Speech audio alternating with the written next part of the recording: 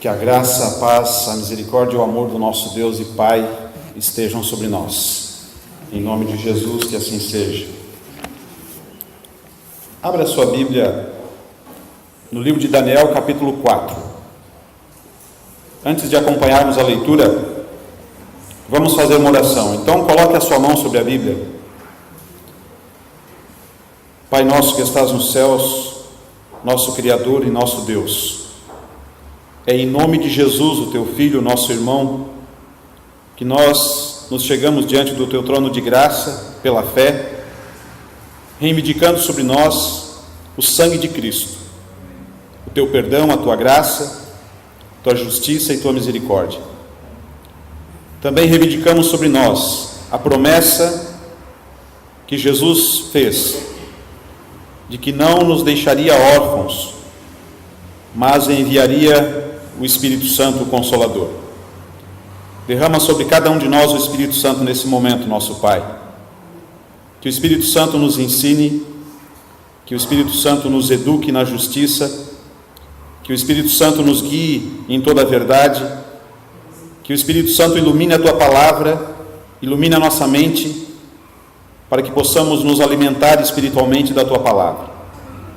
Em nome de Jesus, que a Tua Palavra seja o pão da vida para cada um de nós. Nós pedimos estas bênçãos e colocamos a nossa vida nas Tuas mãos, para que a Tua vontade seja feita. Em nome do Senhor Jesus. Amém, Senhor. Que história fantástica no livro de Daniel.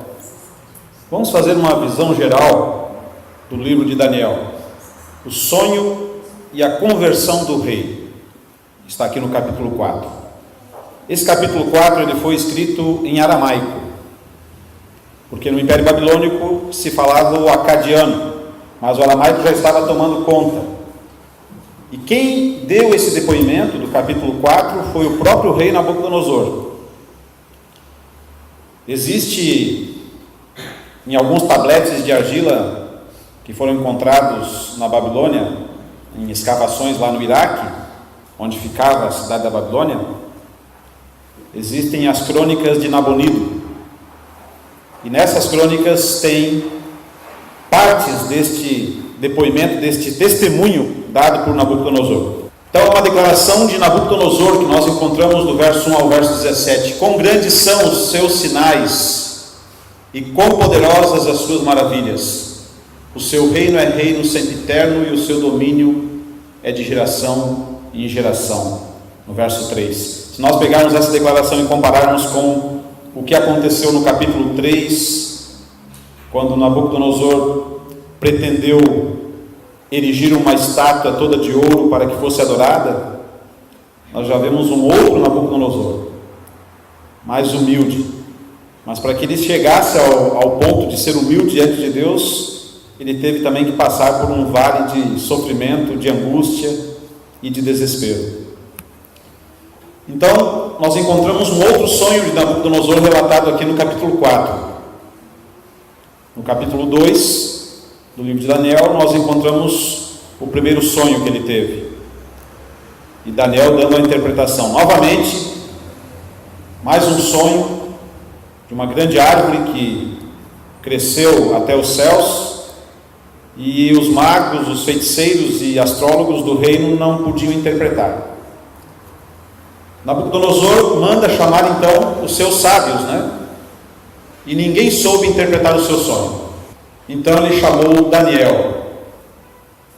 É claro que este sonho de Nabucodonosor ele tem uma diferença do capítulo 2. No capítulo 2 ele não lembrava do sonho. Aqui no capítulo 4 ele lembrou do sonho e contou o sonho para Daniel.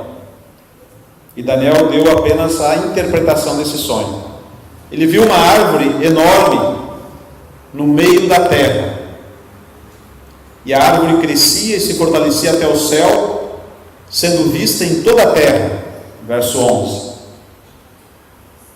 A folhagem da árvore era formosa e havia muito fruto nessa árvore. E todas as espécies de animais se abrigavam e se alimentavam nessa árvore. É interessante que no contexto do Oriente, nesse contexto histórico que Nabucodonosor viveu, era comum eles acreditarem que os deuses se comunicavam com eles por meio de sonhos. E havia um tipo de um livro de sonhos, de interpretação de sonhos. Algumas coisas já eram interpretadas. Por exemplo, a árvore, sempre que alguém sonhava com uma árvore, simbolizava um reino. E os animais que se abrigavam nessa árvore simbolizavam estrangeiros que vinham para esse reino. Isso Nabucodonosor já sabia, porque fazia parte do senso comum daquela época essa simbologia. Mas tinha detalhes do sonho que ele não fazia nem ideia. E ele estava olhando essa árvore quando veio um anjo do céu, clamando e gritando e dando ordem para que a árvore fosse derrubada. Mas o topo da árvore deveria ser acorrentado à terra.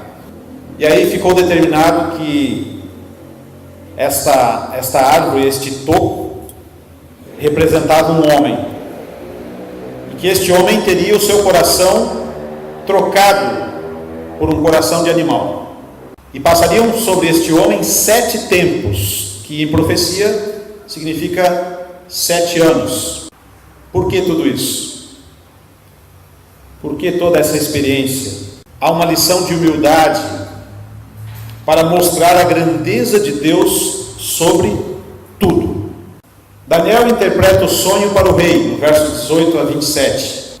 E Daniel, após interpretar o sonho, ele ficou muito impressionado com o sonho e desejou que o sonho não se aplicasse a Nabucodonosor, porque seria muito fácil Nabucodonosor não gostar da aplicação do sonho, da interpretação do sonho, e mandar matar Daniel. Mas o rei Nabucodonosor, neste sonho, nesta interpretação, estava simbolizado por essa grande árvore. E a ordem do anjo é que o rei Nabucodonosor se tornasse como um animal por 7 anos, até que conheças que o Altíssimo tem domínio sobre o reino dos homens e o dá a quem quer. Mas, como uma árvore que brota, ele teria uma segunda chance. Lá no verso 26, o anjo diz que deveria ser preservado o topo da árvore com as suas raízes. O teu reino, disse Daniel, tornará a ser teu, depois que tiveres conhecido que o céu domina, que Deus tem o domínio. Verso 17. E Daniel, após interpretar o sonho, ele fez uma exortação para o rei, ele fez uma advertência para o rei. Ele disse: portanto, ó rei, aceita o meu conselho e põe termo pela justiça em teus pecados e em tuas iniquidades ou maldades, usando de misericórdia para com os pobres, e talvez se prolongue a tua tranquilidade. E o sonho, ele se cumpriu 1 ano após a interpretação, 12 meses depois que Daniel interpretou o sonho, ele se cumpriu, no verso 28 a 37, e o anjo dá uma ordem para Nabucodonosor, quando ele estava se vangloriando do seu reino, para que os sonhos se cumprissem. A ordem veio de Deus. E Nabucodonosor foi transformado, verso 33, e passou a se comportar como um animal, e comia capim nos jardins da Babilônia. Até hoje há estátuas de Nabucodonosor em formato de animal.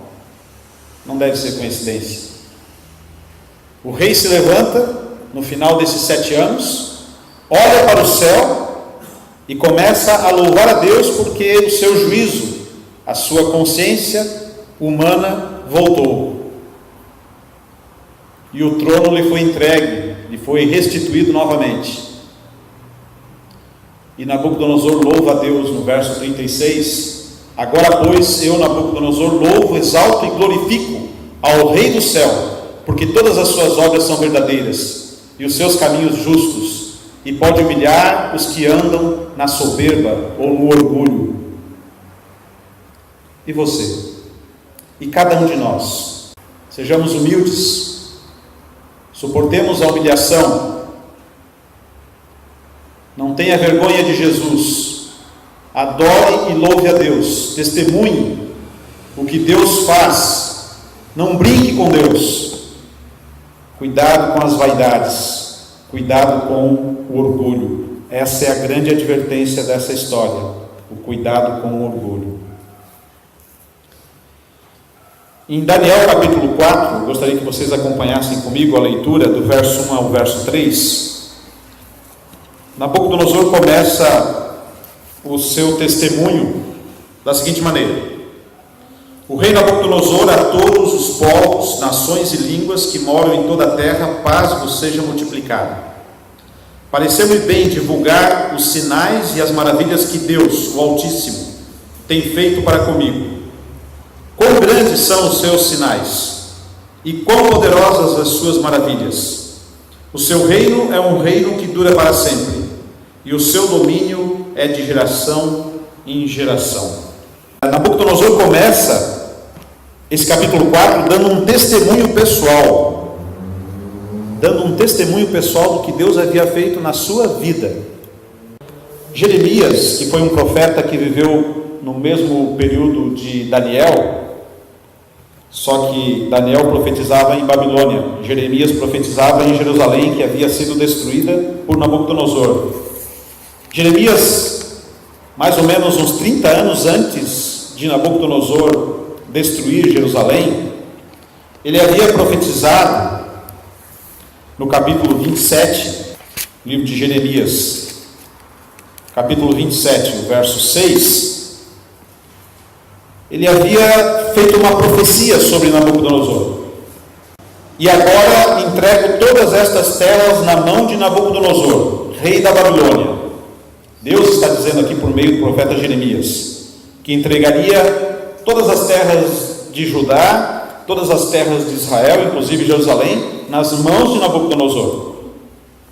E ele chama Nabucodonosor de meu servo. Entrego todas estas terras na mão de Nabucodonosor, rei da Babilônia, meu servo. Dou-lhe até mesmo os animais selvagens, para que o sirvam. Olha que fantástico. Deus tinha um plano para Nabucodonosor. Nabucodonosor não sabia desse plano divino. E Deus, nessa profecia do profeta Jeremias, chama Nabucodonosor de meu servo, muito antes de ele conquistar Jerusalém. Na realidade, Nabucodonosor foi um instrumento de Deus para punir o povo de Israel, por causa dos seus pecados, da sua maldade e da sua idolatria. Deus tem um plano para cada um de nós. Muito tempo antes de nós conhecermos a Jesus, Deus já havia pensado em cada um de nós. Antes até mesmo da criação deste mundo, você já estava nos planos de Deus. Deus também fala para cada um de nós e nos chama de servos. Nabucodonosor não sabia. Ele teve vários avisos de Deus, vários recados de Deus, e ele se desviava desses avisos, até que ele teve que experimentar na sua própria carne um sofrimento, uma humilhação muito grande, para ele reconhecer o plano de Deus na sua vida. Muitas vezes Deus age por maneiras e caminhos que nós não esperamos. Muitas vezes Deus faz coisas em nossa vida para nos despertar para o fato de que cada um de nós é um servo dele, escolhido por ele. Antes da fundação do mundo, nós já estávamos nos planos de Deus. Nós estamos hoje nos colocando diante de Deus como seus servos. No capítulo 4 do livro de Daniel, voltemos ao capítulo 4, há vários símbolos no sonho de Nabucodonosor. O próprio sonho tinha um significado, porque naquele contexto do Oriente, eles acreditavam que quando alguém tinha um sonho, era porque as divindades que aquela pessoa acreditava estavam querendo se comunicar com ela. E por isso eles davam tanta importância aos sonhos. Por isso Nabucodonosor deu tanta importância a esse sonho. A árvore vista por ele no sonho representava o seu reino. Os animais que se abrigavam à sombra dessa árvore, os pássaros que se abrigavam na árvore e comiam dos seus frutos, representavam os estrangeiros, todos os povos que ele havia conquistado. Mas a profecia desse sonho apontava para uma fatalidade, apontava para o fato de que o rei Nabucodonosor, essa grande árvore que ele havia construído, que era o Império Babilônico, este rei, ele teria uma doença mental, ele sofreria de uma doença mental. Alguns estudiosos da Bíblia, alguns teólogos se perguntam por que Nabucodonosor não foi morto enquanto ele vivia como um animal durante 7 anos. Por que as pessoas que estavam cobiçando o seu reino, que estavam inclusive na sua própria corte, as altas autoridades de Babilônia, não mataram, não aproveitaram a chance para matar o rei Nabucodonosor, porque ele havia se transformado num animal? Acontece que naquele contexto, naquela época, a crença comum entre as pessoas era que o louco, uma pessoa quando ficava louca, ela estava possuída por espíritos, por divindades. Ela podia estar possuída por espíritos malignos ou por divindades. E havia uma sentença sobre quem matasse uma pessoa que estava louca. A sentença era que aqueles espíritos, aquelas divindades, iriam se vingar dessa pessoa. Então as pessoas tinham medo de se aproximar de quem era louco. E na realidade ninguém fazia mal para um louco. E por essa razão, Nabucodonosor teve a sua vida preservada. Mas também teve a sua vida preservada porque durante seu período de loucura, os seus soldados, os seus guardas estavam por perto. Ele não ficou largado ao relento. Ele era, afinal de contas, o monarca, o rei, mesmo naquele estado mental deplorável, agindo como um animal. Alguns teólogos acreditam que Nabucodonosor ficou possuído por demônios, mas a maioria dos teólogos acreditam que Nabucodonosor sofreu de um transtorno mental, de um transtorno psiquiátrico. Deus permitiu que ele tivesse esse transtorno durante 7 anos. Dentro da literatura médica, isso chama-se licantropia. Licantropia é um transtorno mental que pode acometer alguma pessoa, em que a pessoa age como se fosse um animal. No caso de Nabucodonosor, houve uma variação desse transtorno mental e provavelmente o seu transtorno foi a boantropia. Boantropia é um transtorno em que a pessoa começa a agir como um boi. Ela muge como um boi, ela come mato como um boi, ela anda de 4 patas como um boi. Provavelmente Nabucodonosor foi atingido por essa doença chamada boantropia. E tudo isso por causa de uma coisa, de um pecado que é extremamente ofensivo a Deus: o orgulho. Por causa do seu orgulho, passou por uma humilhação muito grande, para que ele pudesse chegar a uma conversão. O orgulho, diz Ellen White, no livro Caminho a Cristo, é o pior pecado que existe. É o que menos esperança incute. É o que menos esperança tem. Porque o coração orgulhoso não sente necessidade de nada, muito menos de um Salvador. E era essa a situação de Nabucodonosor. Ele estava dominado pelo orgulho, dominado pelo amor próprio, pela sua vaidade. O orgulho é centrado no eu, e o eu é o pronome do diabo. O eu é o pronome do diabo. Uma vida centrada em si mesma é uma vida vazia do amor e da graça de Deus. Dizem que o Mar Morto, ele tem esse nome porque não há vida no Mar Morto.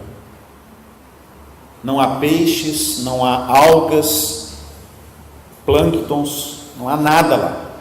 Nenhuma espécie de vida.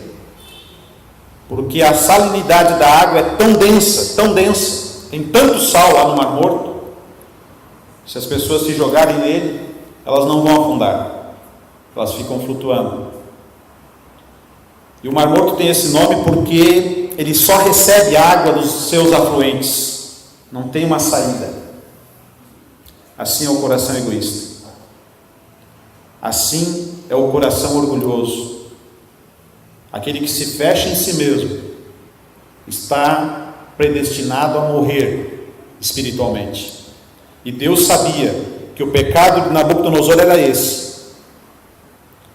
E para Deus derrubar alguém do cavalo, como ele fez com Paulo, que também era orgulhoso, às vezes Deus usa estratégias que a pessoa não espera, para que nós reconheçamos que sem Deus não somos nada, não podemos nada, que o nosso coração está batendo agora porque Deus permite.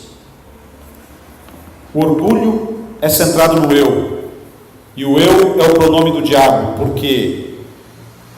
Porque o orgulho faz parte de uma síndrome, chamada síndrome de Lúcifer, que foi o primeiro grande pecador do universo,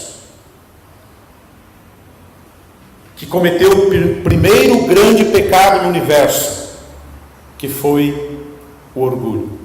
Por isso que o pecado do orgulho tem pouca esperança. Nós costumamos, diz Ellen White, o Espírito de Profecia, no livro Caminho a Cristo, condenar um bêbado pela sua vida deplorável, um dependente do álcool, mas muitas vezes não olhamos para o nosso próprio coração. Isaías, vamos abrir a Bíblia no livro de Isaías, capítulo 14, verso 12. Isaías 14, 12.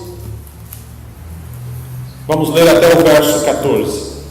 Como caíste do céu, ó estrela da manhã, filha da alva, como foste lançado por terra, tu que enfraquecias as nações. Tu dizias a ti mesmo: subirei ao céu, elevarei o meu trono acima das estrelas de Deus, e me assentarei no monte da congregação nas extremidades do norte. Subirei além das nuvens, e serei semelhante ao Altíssimo. O pecado da cobiça e o pecado do orgulho. Lá em Daniel, no capítulo 4, verso 28, até o verso 30, nós encontramos esse mesmo pecado. Nabucodonosor disse: tudo isso aconteceu com o rei Nabucodonosor. Depois de 12 meses, quando andava no palácio real da Babilônia, o rei disse: não é esta a grande Babilônia que eu edifiquei para a morada real, pela força do meu poder, e para a glória da minha majestade, Nabucodonosor sofria da síndrome de Lúcifer, e Deus tinha que fazer algo drástico com ele, para salvá-lo dessa síndrome de orgulho, de presunção. E o que Deus fez com Nabucodonosor? Vamos ler no capítulo 4 ainda, verso 31. O rei ainda estava falando quando veio uma voz do céu: a ti se diz, ó rei Nabucodonosor, o reino te foi tirado, serás expulso do meio dos homens, e a tua morada será com os animais do campo. Te farão comer grama como os bois, e passarão 7 anos, até que reconheças que o Altíssimo tem domínio sobre o reino dos homens, e o dá a quem quer. Na mesma hora, a palavra se cumpriu sobre Nabucodonosor. Ele foi expulso do meio dos homens, e começou a comer grama como os bois, e o seu corpo foi molhado pelo orvalho do céu, até que lhe cresceram pelos como as penas da águia, e as suas unhas como as aves dos céus. Ele passou por uma humilhação. Foi humilhado a ponto de perder a sua racionalidade, o seu juízo, e passou a agir como um animal. Nós encontramos na experiência de Nabucodonosor 3 tipos de oração que ele fez. 3 tipos de oração. É interessante, nós percebemos lá no capítulo 2, Vamos ler o que diz ali, Daniel capítulo 2, o verso 46 e 47. Então o rei Nabucodonosor caiu com o rosto em terra e reverenciou Daniel e ordenou que lhe trouxesse uma oferta de cereal e incenso. O rei respondeu a Daniel: verdadeiramente o vosso Deus é Deus dos deuses e o Senhor dos reis e o revelador dos mistérios, pois pudeste revelar este mistério. Aqui nós temos a primeira oração de Nabucodonosor. O que nós percebemos nessa oração? Percebemos uma formalidade, algo que não era pessoal. Ele reverenciou Daniel. Olha quão distante ele estava de Deus ainda. Depois que Daniel interpretou o seu primeiro sonho, da estátua com várias partes de metal, de ouro, de prata, de bronze, de ferro, pés de ferro e barro, ele caiu com o seu rosto em terra e reverenciou Daniel, e só reconheceu que Deus podia revelar mistérios. Essa foi a sua primeira oração. Mas Deus continuou trabalhando com ele. Veja a segunda oração agora de Nabucodonosor, capítulo 3 do livro de Daniel, o verso 28 e 29. Então Nabucodonosor falou e disse: bendito seja o Deus de Sadraque, Mesaque e Abednego, que enviou o seu anjo e livrou os seus servos, que confiaram nele e frustraram a ordem do rei, preferindo entregar os seus corpos a cultuar ou a adorar outro Deus senão o seu Deus. Por isso eu decreto que todo povo, nação, língua que proferir blasfêmia contra o Deus de Sadraque, Mesaque e Abednego seja despedaçado e as suas casas se tornem um monte de entulho, porque não há outro Deus que possa livrar desta maneira. Olha a segunda oração de Nabucodonosor. Reconhecendo que Deus livrava, mas reconhecendo que esse Deus era o Deus de Sadraque, Mesaque e Abednego. Ainda não era o Deus dele. E mais, fez um decreto religioso, impondo o respeito e a adoração a Deus, sendo que Deus não faz isso conosco. Ele trabalha com a nossa liberdade de escolha. Mas aqui estava Nabucodonosor tentando entender Deus. Nessa oração, ele não se coloca na oração, ele não se entrega na oração. Contudo, após essa experiência de humilhação, no capítulo 4, verso 34 até o verso 37, nós encontramos a terceira oração de Nabucodonosor. Mas ao fim daqueles dias, eu, Nabucodonosor, levantei os olhos ao céu, e voltou a mim o meu entendimento, e eu bendisse o Altíssimo, e louvei e glorifiquei ao que vive para sempre, porque o seu domínio é um domínio eterno, e o seu reino é de geração em geração. E todos os moradores da terra são considerados nada, e ele age no exército do céu, e entre os moradores da terra segundo a sua vontade. Ninguém pode deter a sua mão, nem lhe dizer: por que fazes isso? No mesmo tempo, voltou a mim o meu entendimento, e voltou a mim a minha majestade e o meu resplendor, para a glória do meu reino. Os meus conselheiros e os meus nobres me procuraram, e fui restabelecido no meu reino, e minha grandeza se tornou ainda maior. Portanto eu, Nabucodonosor, agora louvo, exalto e glorifico ao Rei do céu, porque todas as suas obras são corretas, e os seus caminhos justos, e ele pode humilhar aqueles que vivem orgulhosamente. Aqui nós encontramos um Nabucodonosor convertido. Mas por que ele se converteu? Por causa da sua experiência pessoal com Deus. Nós precisamos de uma experiência pessoal com Deus, irmãos, para nos converter. Não basta um conhecimento intelectual e doutrinário. Nós temos que ter uma experiência pessoal com Deus para nos converter. Nabucodonosor só reconheceu que Deus era Deus após passar por essa humilhação. Não sei o que está acontecendo com você, na tua vida, mas tem coisas que acontecem na nossa vida que nós não fazemos ideia de que é Deus que está por trás, porque Deus corrige e disciplina a todos aqueles que amam. Abra sua Bíblia em Hebreus capítulo 12, vamos ler juntos esse texto. Hebreus 12, 5 a 11. Já vos esquecestes do ânimo de que ele vos fala como a filhos: filho meu, não desprezes a disciplina do Senhor, nem fiques desanimado quando por ele és repreendido. Pois o Senhor disciplina a quem ama e pune a todo que recebe como filho. É visando a disciplina que perseverais. Deus vos trata como filhos, pois qual é o filho a quem o pai não disciplina?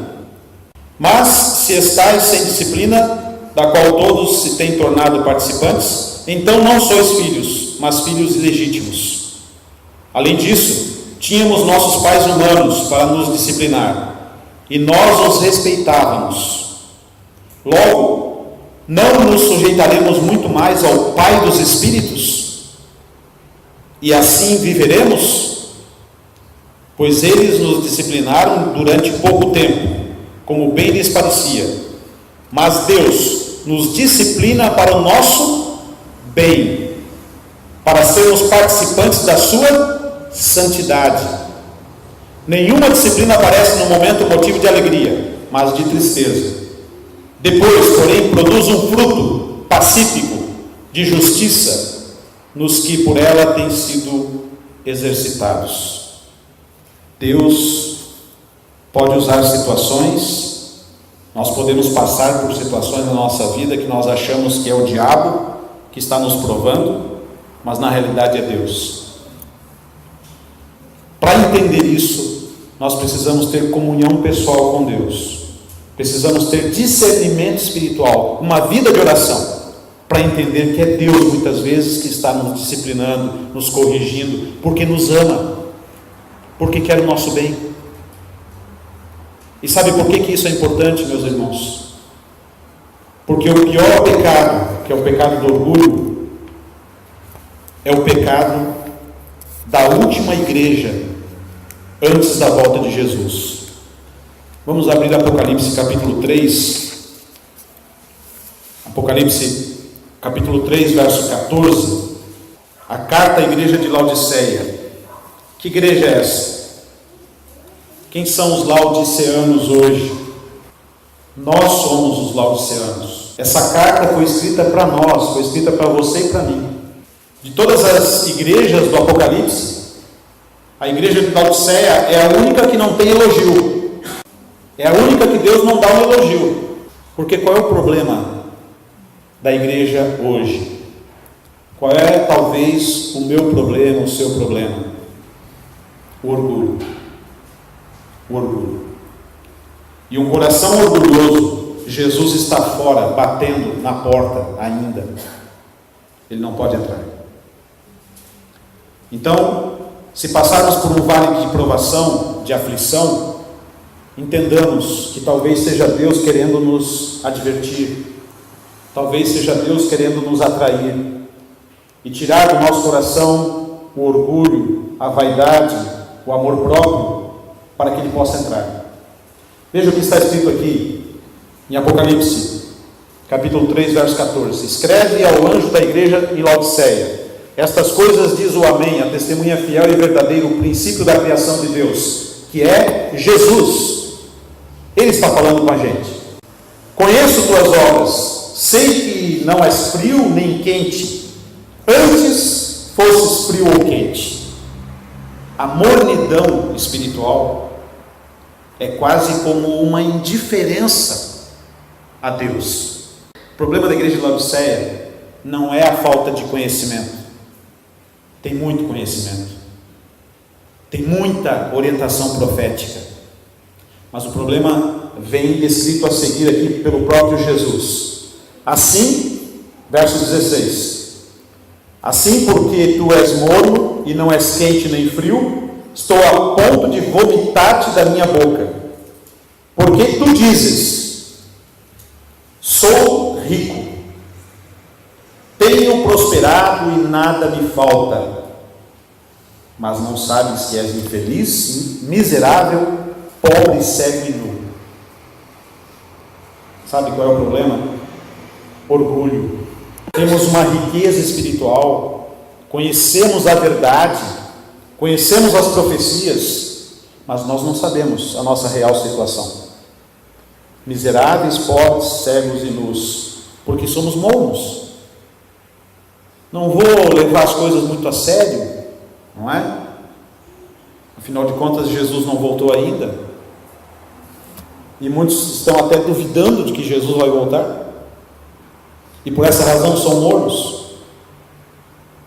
Não praticam a oração. Não se alimentam da palavra de Deus. A mornidão espiritual e o orgulho chegam a beirar a indiferença para com Deus. E diz mais, Jesus diz mais, no verso 18: eu te aconselho que compres de mim ouro refinado no fogo, fé que atua por amor, para te enriqueceres, roupas brancas para que te cubras e a vergonha da tua nudez não seja mostrada, a justiça de Cristo, e colírio para que o apliques sobre os teus olhos e enxergues, o Espírito Santo. Eu repreendo e castigo e disciplino a todos quantos amo. Sê, pois, zeloso e arrepende-te. Estou à porta e bato. Se alguém ouvir a minha voz e abrir a porta, entrarei em sua casa, cearei com ele e ele comigo. Sabe por que Jesus ainda está batendo na porta de muitos de nós? Por causa do nosso orgulho. O que Deus falou no seu coração hoje? O que o Espírito Santo falou com você? Há necessidade de se humilhar diante de Deus como um pecador vulgar? Todos nós aqui precisamos nos humilhar diante de Deus como um pecador vulgar, para que Deus possa fazer em nós a sua obra. Convém que Ele cresça e que nós diminuamos. Que Deus nos ajude a entender essa mensagem e nos livre do pecado do orgulho. Vamos cantar o hino final e depois do hino vamos fazer uma oração pedindo que Deus tenha misericórdia de nós e nos abençoe.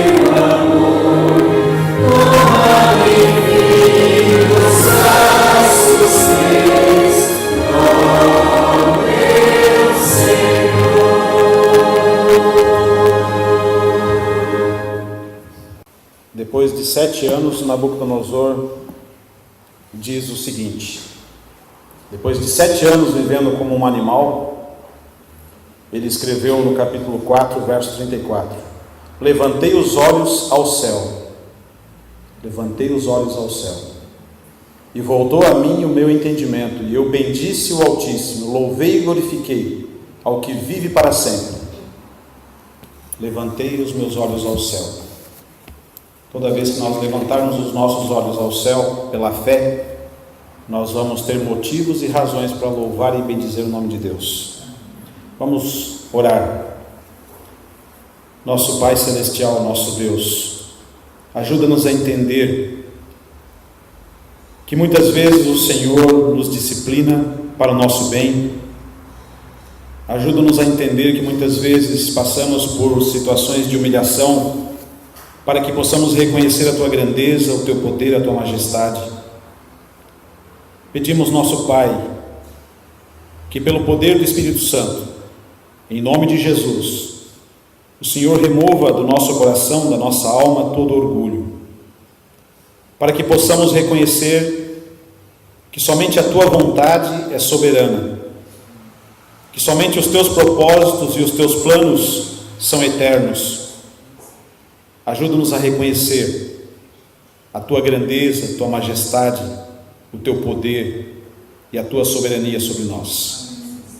Nos colocamos diante de Ti nesse momento, Pai eterno, como servos, como filhos e filhas do Pai Celestial, reconhecendo a Tua autoridade sobre nós, reconhecendo o Teu amor sobre nós, reconhecendo o Teu domínio sobre a nossa vida, e entregamos tudo que somos e tudo que temos a Ti nesse momento, pedindo que o Senhor nos receba pela Tua graça, pelo Teu amor, pela Tua bondade, pela Tua justiça e pela Tua misericórdia, e pelo sangue de Jesus Cristo, Teu Filho, nosso Salvador, em nome de quem nós oramos, em nome de quem nós bendizemos o Teu nome, em nome de quem nós agradecemos.